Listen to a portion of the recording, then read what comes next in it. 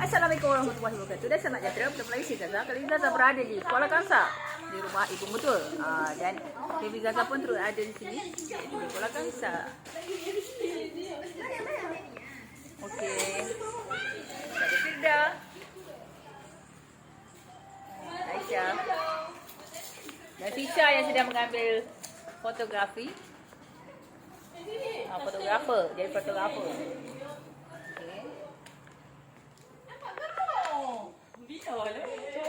Ada Syafia situ. Syafia datang. Syafia. Syafia ada. Syafia. Syafia. Tunggu, stay. Okey. Kita ada Diha. Diha, Cak. Cak, Diha. Ni. Cak, tu. Tu Diha. Oh. Tu Diha. Okey.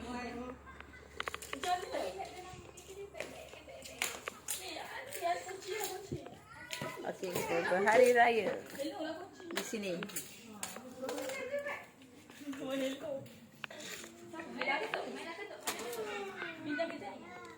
Ini ada yang lain juga terutama.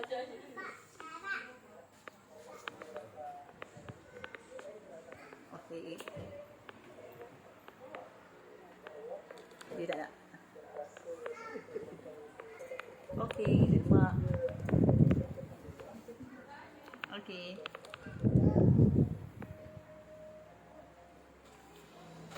Berhari raya di Kuala Kangsar. Kuala Kangsar Perak. Jadi kita berada di Kuala Kangsar Perak untuk berhari raya. Lepas ni kita rayakan tempat lain pula. Okey. Oh, ada Amar di situ. Meh Amar. Masuk YouTube. Ni Amar. Kita ada Amar. Meh Aziz. Aziz dengan kayu.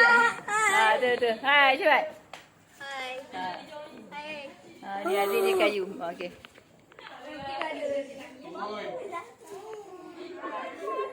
Okeylah. Kami lepas ni nak pergi jalan lagi, raya lagi. Elok-elok lah. Okeylah. Ayah cari mak.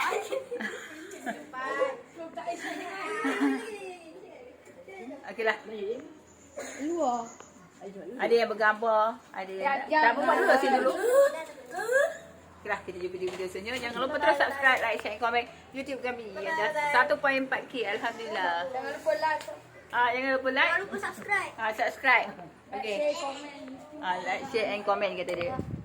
Okeylah, kita jumpa di video selanjutnya. Jangan lupa terus subscribe, like, share, komen YouTube kami. Kita tak ada selalu. Okey. Ini Hari Raya. Di tuan punya rumah di Kuala Kangsar. Mereka beraya di sini lah. Ni. Sini mak. Bersama ibu mertua. Salam sama Hari Raya. Tu bersama ibu mertua. Ibu mertua dia. Itu mak Zaza. Dia tudung ni ke sini sikit. Cantik gitu. Okeylah. Kami nak beraya ke tempat lain pula. Kita jumpa di video selanjutnya.